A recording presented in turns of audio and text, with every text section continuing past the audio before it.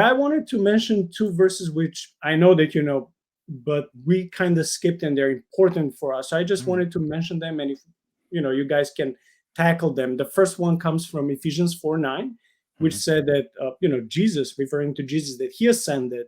What does it mean? But that he had also descended into the lower regions, the earth.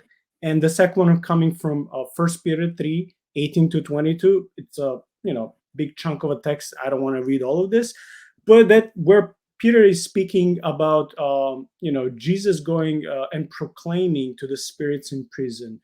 So Mhm. I would just like as a very important part as a context, the harrowing of hell, if we can maybe discuss a little bit, about these two verses.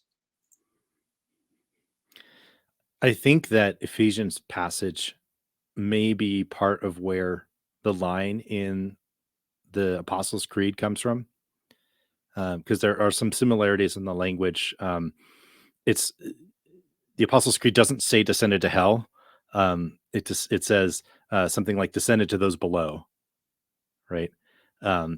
Paul was bringing that out last time, and that was really good. And so that's part of I think the framework that we have for this is recognizing, when we're talking about ascending and descending, we're talking about, okay, first of all, you're like, what does it mean to say Jesus, ascended? Well, he ascended to heaven, right? We have the ascension brought out in the Gospels. We have this talked about in numerous places. We have Hebrews 9 talking about what Jesus does as our great high priest in the heavenly tabernacle, which is, like if you're going to do something in the heavenly tabernacle, ascending to go there, at least conceptually, would make sense, right? And that then enabling the giving of the Spirit by cleansing the cosmos and then making, whatever. Do not call unclean what I have made clean, right? So you have the idea of ascension, but you also have the idea of descending, right? And it's pretty clear from John and from a number of other places in the New Testament that we're not talking about Jesus just descending from the earth below. I think it's the whole arc. I think he's talking about descending from heaven and coming here, but then also even to the point of going to the lowest places, he descended. Yeah, the another early creed, we call it either the Athanasian Creed or Mhm. Pseudo-Athanasian Creed.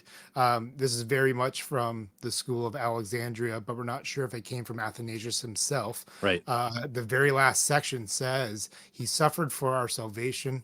He descended to hell. He arose from the dead. He ascended to heaven. He is seated at the Father's right hand.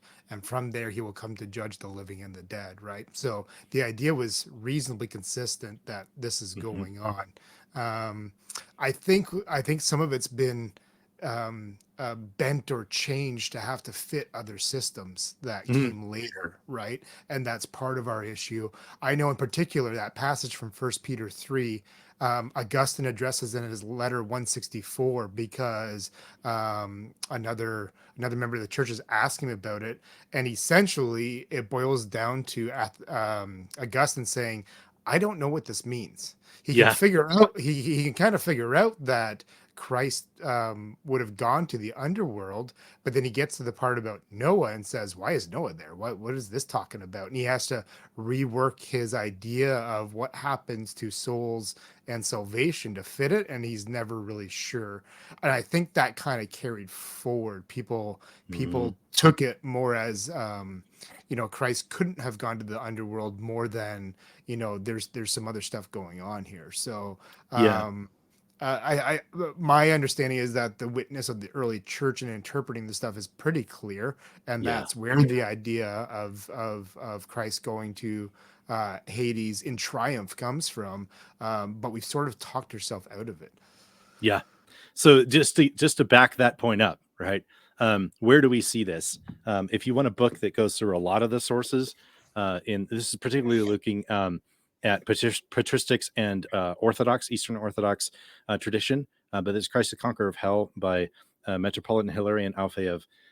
He goes through a whole bunch of different things, and I can rattle off just a quick list. This is not to say that this proves it to people that aren't looking at these as authoritative sources, but if you want an idea of how consistently the church understood this, when we're talking before the Reformation, before the Great Schism, those kinds of things, we have the Ascension of Isaiah, the Gospel of Nicodemus, the Testament of the 12 Patriarchs, the Epistle of the Apostles, the Shepherd, the Similitudes, the Teachings of Sylvanus, the Gospel of Bartholomew. We also have the Paschal Troparion and the Paschal Stichera.